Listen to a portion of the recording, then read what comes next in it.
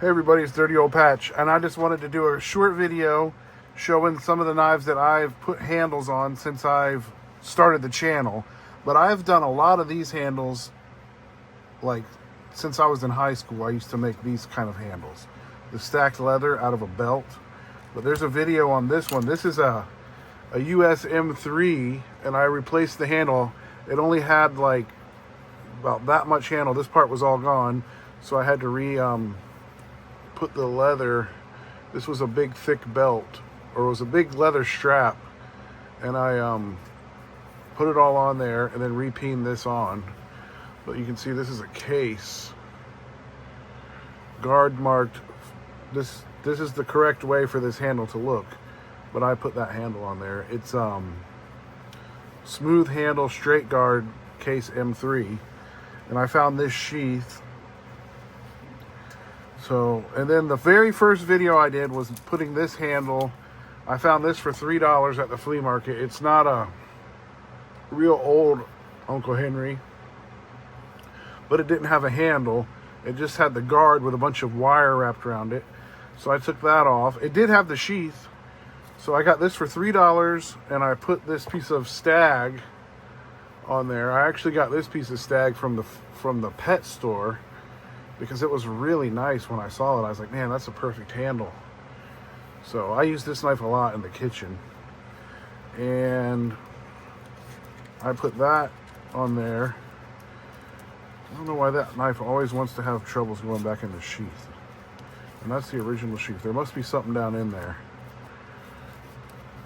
It must be. There it goes. So that was that knife. And then the other day I put this stag on this Belknap Hunter. This is like the first time I ever put a scale on a pocket knife before. That's pretty tricky. So I like that. That was a fun project. It looks pretty cool to me. And then last night, yesterday, I built this sheath. This isn't the first sheath I've built, but this is the first time I used this leather cordage. And you can check that video out. But it's not tied or anything. It just comes through, and the ends of the strands are stuck up under here. And then this was the Ontario Old Hickory. And you can see it's pinned together, and I put epoxy under there, and this is a piece of brass, and it's held on there really good. It fits on there pretty tight, and at the very end I squeezed it with the vise right here to make it where it wouldn't wobble this way, but the handles are holding it up against the